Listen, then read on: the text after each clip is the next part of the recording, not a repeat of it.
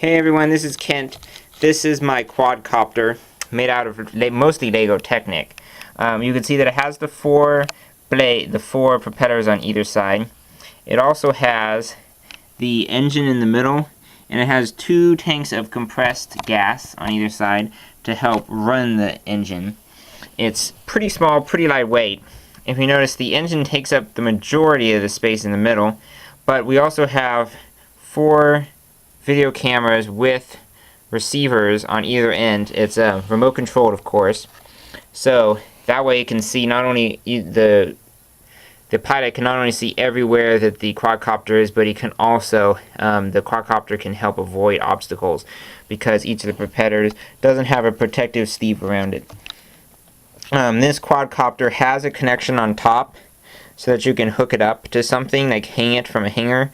So that, because it doesn't have any legs either, most quadcopters have something so that it can land, like landing gear, but this one doesn't, because it needs to be as efficient with its weight as possible. This is because the quadcopter is a lifting copter. And so, if you see here, for example, one thing it could lift would be a cannon. You can insert the bullet here, and on the underside, it's a little bit hard to see, but I've added a connection. So what you do is you flip the quad over, and here we have the connection, and so what you do is you click those two together, if I can manage here.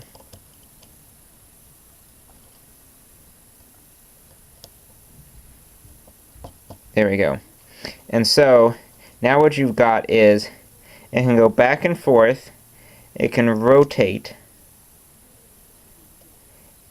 and it can go from side to side. So when the copter is up in the air flying like this, the cannon is hanging from below, and it can move in any direction necessary. The quadcopter doesn't really even have to move at all.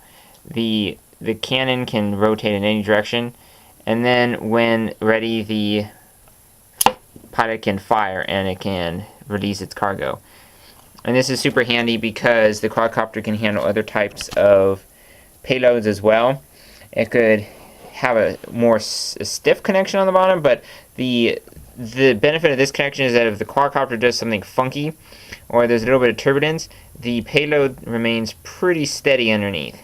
So that is helpful in case of, like, you're carrying some nuclear waste and you're using the quadcopter to do it because humans shouldn't get near it, and you don't want that to fall on the ground or get jiggled too much.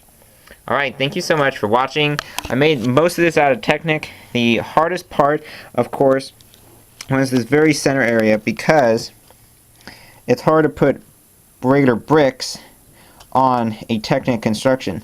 So what I did was I actually had a piece in there with a stud on the bottom, and it rotates because it's not perfect, but what I'm able to do is I'm able to put the Lego piece in there just like that.